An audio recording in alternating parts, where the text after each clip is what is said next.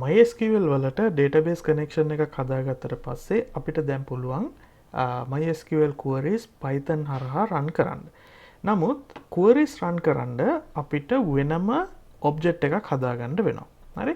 ඒ කියන්නේ Python MySQL connector application module එකේ තියෙනවා class එකක් cursor කියලා. හරි?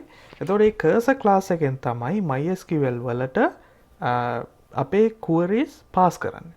ඒක නිසා අපිට cursor කියන class එකේ object එකක් හදාගන්න වෙනවා. මොකද cursor object එක හරහා තමයි අපි queries pass කරන්නේ MySQL වලට. මේක කරන හැටි මම ඔයගලන්ට දැන් කියලා දෙන්නම්. හරි. ඉස්සෙල්ලාම අපි print command එක අපි අයින් කරමු. cursor object එකක් හදාගන්න කලින් වගේම ඔයගලන්ට පුළුවන් object එකේ නම හැටියට කැමති variable එකක් දෙන්න. මම දෙන්නම් my cursor කියලා. හරි. my cursor කියලා ඊට පස්සේ object එක හදාගන්න අපි use කරන්නේ database connection එකේ object එකේ නම. ඒ කියන්නේ connection dot x my cursor එහෙම නැත්නම් cursor කියලා දෙන්න පුළුවන්. හරි. එතකොට ඔයගොල්ලන්ට මතක තියාගන්න ඕන දෙයක් තමයි මෙතන එක cursor object එකක් හැමතිස්සෙම එක query එකක් execute කරන්න විතරයි අපිට පාවිච්චි කරන්න පුළුවන්. හරි.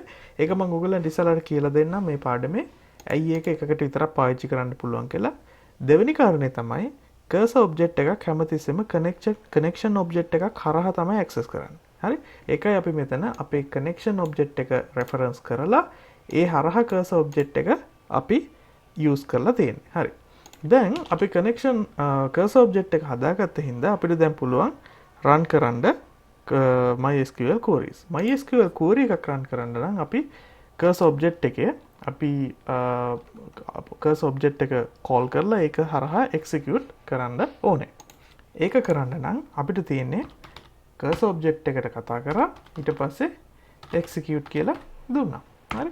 execute කියලා දීලා execute class එක ඇතුලේ අපිට දෙන්න අවශ්‍ය SQL query එක run කරන්න පුළුවන්. උදාහරණයකට මම මෙතන run කරොත් ඇත්ත වශයෙන්ම මට පෙන්වන්න අවශ්‍ය නම් මගේ තියෙන databases ඔයගොල්ලන්ට මතක ඇති databases පෙන්වන්න නම් අපි MySQL වල පාවිච්චි කරේ show databases කියන command එක.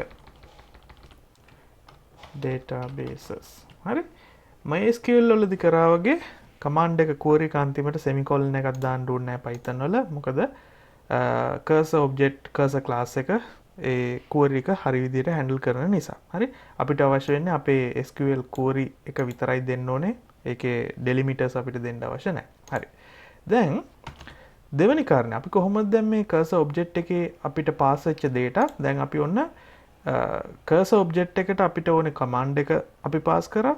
දැන් ඊට පස්සේ අපි මේ program එක run කරපුවාම cursor object එකේ අපේ SQL query එක MySQL වලට pass කරනවා. MySQL ඒ query එක run කරලා ඒකෙන් එන output එක ආපහු cursor object එකට return කරනවා. හරි.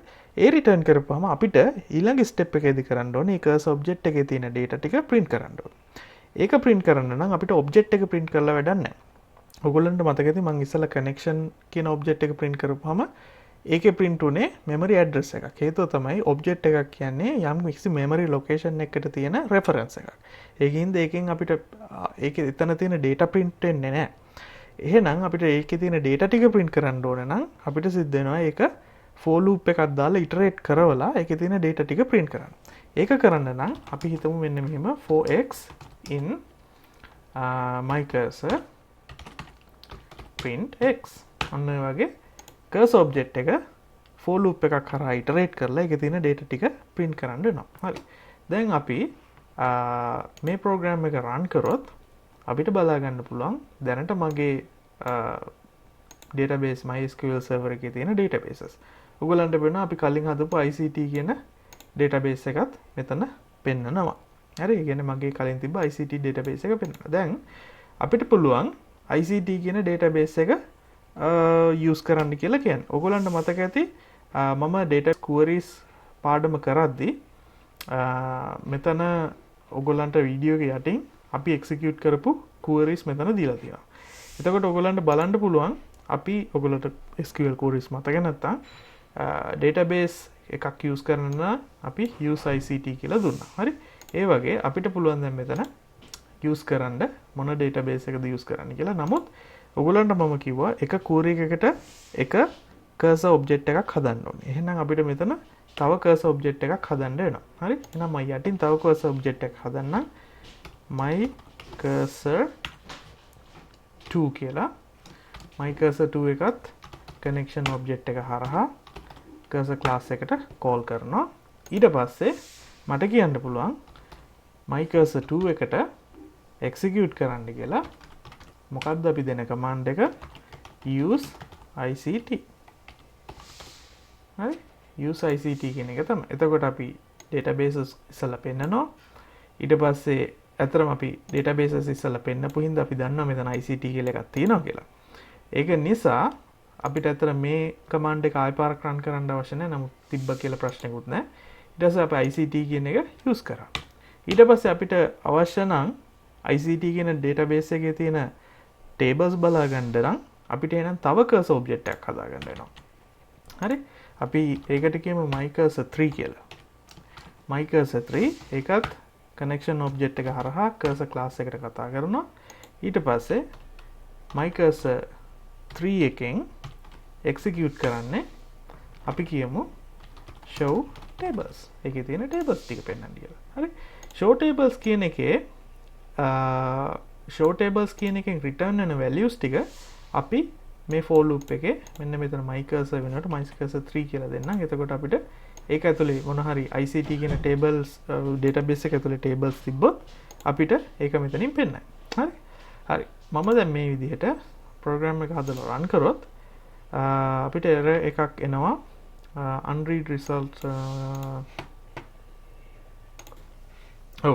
show databases කියන එකෙන් return කරපු එක මෙයාට පෙන්වන්න විදියක් නැති නිසා මෙයා unread error එකක් දීලා තියෙනවා. හේතුව තමයි අපි මෙතන ඉස්සලා show database දුන්නා. නමුත් ඒකෙන් return කරා value එකක් ඒක නෙමෙයි මෙතන අපි print කරලා තියෙන්නේ. ඒක නිසා මම මේ command එක comment out කරන්න අපේ cursor object එක පළවෙනි cursor object එක එතකොට අපිට අවශ්‍ය නැහැ. අපි දන්නවා already මෙතන ICT කියලා database එකක් තියෙනවා කියලා. ඒක නිසා අපිට පුළුවන් cursor object 2 and cursor object 3 පාවිච්චි කරලා ICT කියන database එක ඇතුළට ගිහිල්ලා ඒකේ තියෙන tables ටික පෙන්නන්න. හරි? ඔන්න ඔතන තමයි ප්‍රශ්නේ තියෙන්නේ Python වල. හේතුව තමයි එක cursor object එකකින් handle කරන්නේ එක query එකයි. එතකොට ඒ query එක හරි විදිහට handle කරේ නැත්නම් එහෙම errors අපිට exceptions throw කරනවා. දැන් මම මේ query එක run කරොත් එහෙම ඔයගලන්ට පේනවා Python කිව්වා MySQL වලට ICT කියන database එක use කරන්න කියලා. ඒක ඇතුළට ගියා. ඒක ඇතුළේ තියෙන table පෙන්නුවා. නමුත් ඒකේ කිසිම table එකක් නැහැ. මේ database එක empty. හරි? දැන් අපි දන්නවා මේකේ කිසිම database එකක් නැහැ කියලා. හරි. එහෙනම් අපිට පුළුවන් අපි කලින් වීඩියෝ එකක කරා වගේ මම හිතන්නේ ඒක වීඩියෝ number 6 එක. ඒකේ අපි කියලා දුන්නා කොහොමද tables හදන්නේ කියලා. හරි? ඒ වීඩියෝ එකේ යටිනුත් මම ඒකේ use කරපු queries වීඩියෝ description එකේ දාලා තියෙනවා. ඒකේ ගිහින් අපි බැලුවොත් අපිට පුළුවන් මේකෙන් එකක් අරගෙන create table කියන මෙන්න මේ query එක අරගෙන අපිට copy and paste කරලා මෙතන Python වලදී run කරන්න. හරි? අපි බලමු මේක කොහොමද කරන්නේ කියලා. හොඳයි. මම command එක මෙතන paste කරා. මම cursor object number 4 කියලා එකක් හැදුවා මෙතන. හදලා ඒක cursor object 4 එකේ execute command එක හැටියට query එක හැටියට create table query එක මම මෙතන paste කරා. හරි. දැන් අපිට තියෙන්නේ මේ query එක execute කරලා ඊට පස්සේ show tables පෙන්වන්න. ඒක එතකොට අපිට run කරන්න වෙන්නේ අපේ my cursor 4 object එකෙන් පස්සේ. ඒක නිසා මම මේක මෙතනින් අයින් කරලා මෙතන පල්ලෙහාට දාන්නම්. පල්ලෙහාට දාලා ඊට පස්සේ show tables කියලා query එක run කරලා ඊට පස්සේ අපිට පුළුවන් for loop එකකින් iterate කරලා මේ හැදිච්ච student කියන table එක තියනවාද කියලා බලන්න. හරි. දැන් මම මේ program එක run කරන්න. අපි බලමු මොන හරි errors එනවද කියලා. right.